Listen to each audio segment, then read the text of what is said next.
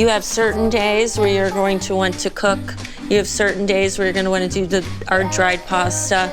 And then you're going to have days where you are busy and you're tired and you don't want to dirty the kitchen, but you want to have a really good, clean meal. So we made this to serve that purpose.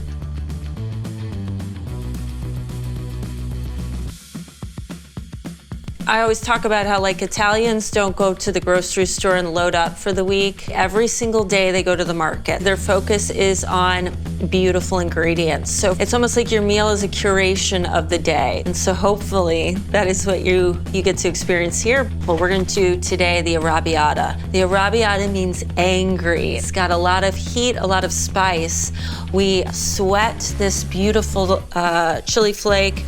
And when we sweat it, it releases all of that spicy flavor into the sauce. But what we do is then cool it down with mascarpone cheese, which is this cheese here. It's a beautiful creamy cheese. We extrude these noodles, hand cut them. They're made with an ancient grain semolina, which is very hearty. And it's a traditional grain that you would use to make pasta. A fresh pasta has eggs, and that's what gives it its soft texture and feeling, and we wanted to share that with you.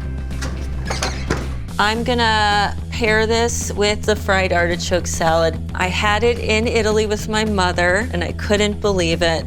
So I brought that to St. Louis, and if we took it off of the menu, they'd close our doors. There you have it, the famous fried artichoke salad. So I'm gonna pull this pasta bake out of the oven. If you wanna jazz it up, you just plate it, some grated Parmesan, and then a little bit of olive oil. And that is the Fiori Arrabbiata Pasta Bake.